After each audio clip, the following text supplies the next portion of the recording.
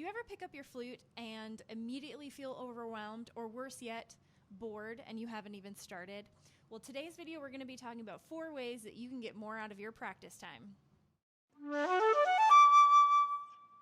Hello, fluties! I am flute teacher Marcie. Welcome to my channel. I have been playing the flute for a very long time and have been teaching flute for almost 20 years. I'm here hoping to help you get more out of your flute at home.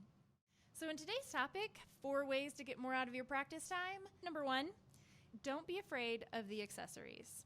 I'm talking tuner, metronome, a recording device, very importantly, a pencil and notebook.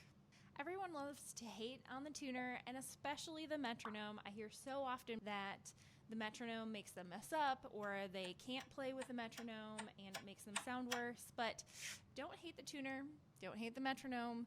They're not bad, they're just very honest.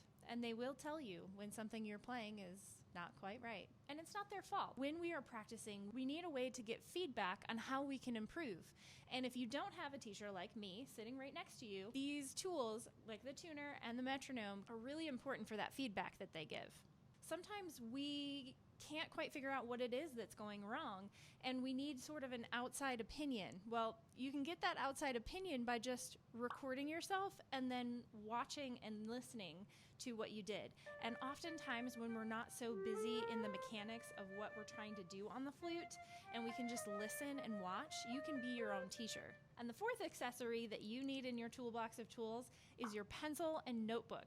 I am not kidding. This pencil is the most important tool that I have, in addition to my flute, in getting more out of my flute practice time. This pencil will be doing everything for you. You are marking in your music, circling, starring, you're writing down in your notebook. This is going to help you keep track of what things that you've already been practicing and what things you want to be working on next.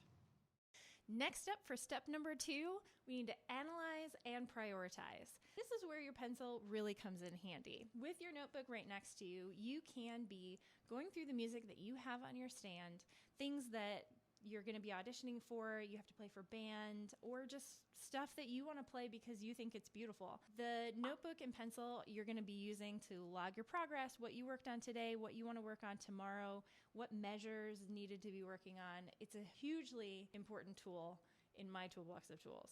While you're analyzing, you're going to want to be listening to the feedback that you're getting from your tuner, from your metronome, and from your recording device. Using all that feedback, we need to then make goals and figure out what it is that we need to be working on the next time we pick up our flute. And be specific. When you're writing things down, know exactly what measure is it that a problem is happening. Does it seem to be your tone that's going wrong? Is it your timing? Are you not lining up with the metronome very well? Are you not going as fast as you would like to? Are you having trouble with a particular fingering that you need to be practicing? You can write those things down in your notebook, make notes within your sheet music. If you're allowed to, and do it very lightly with your pencil so that you don't get in trouble and you can erase it later if you need to. Helping analyze what's going wrong is going to push you into how you can strategize to fix those things in future practice sessions. And because you've written things down in your notebook, you can go back into your previous entries and be encouraged that you've made progress and you can see how far you've come. You can see that you are playing this piece so much faster. You can see that these previous measures that you worked on are no longer a problem and are easy for you to play. Even now, I love looking at the notebooks that I had from years and years ago and seeing what I was working on, what was so difficult for me, and then seeing the progress that I've been able to make on those issues.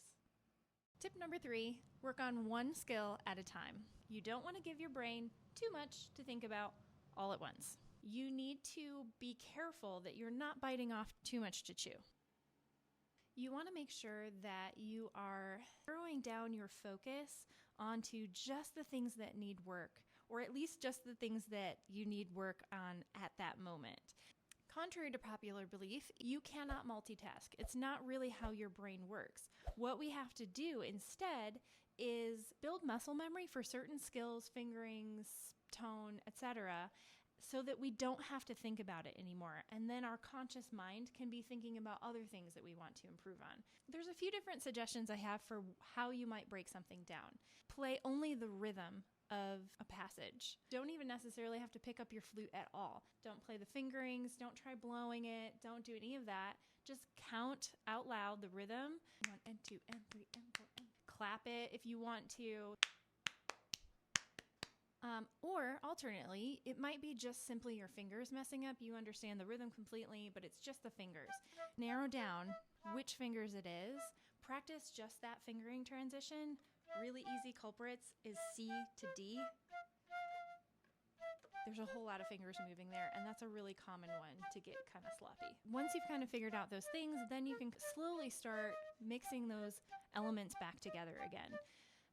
When you're in this process, play in chunks, small chunks, might be just a couple of notes at a time or a measure, might just be one beat. Keep it to a really manageable level that you can play well and perfectly.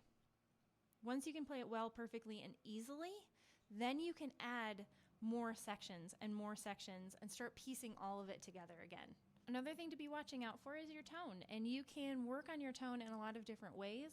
One of the best ways is to just slow it down. If you're having problems with a note cracking, just slow down so that you don't have to be thinking about how fast your fingers are going, and that you can truly listen to what you sound like and how it feels in your face. You might also have some issues with the articulation. This is where I kind of like to sing and tongue a passage,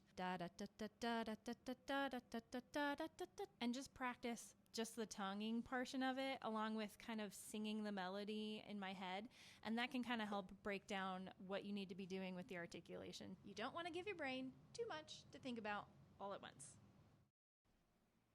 Okay, and now we're on to tip number 4. Tip number 4 is a pretty simple one: consistency. We need to be consistent with the amount of practice time that we put in. I think so often when we sit down to play our flute, we want to get everything done all at once. One epic practice. But it really just doesn't work that well. The flute requires a lot of little muscles in the face, in the fingers, throughout our body. If we're not exercising those muscles every day or every couple of days, they're going to lose tone and they're going to lose their ability to remember what happened before. What we want from our flute playing is to be able to have so much of it be automatic. Think about it. When you go to write down your name, I don't know about you, but I can look in completely a different direction, scribble down my name, and have it be pretty legible. My hand already knows how to do that. I can hold a conversation. It doesn't require any thought. That's what we want to get to with a lot of aspects of our flute. We want to have the basic skills of the flute to become automatic, something that your subconscious takes care of so that your conscious self can be thinking about the beauty of the music and the emotion and the artistry of what you're playing. So to sum up, practice small amounts every day or every couple of days, and don't try to smash it all into 2 hours one Saturday a week. I hope you found today's video interesting. If you have more suggestions on how to get more out of your practice time, I would love to hear them. Comment them down below. If you liked this video, be sure to like this video, subscribe, share, maybe even hit that little bell notification. Well, that's it for me today. I hope you have a flute-tastic day, and I'll see you in the next one.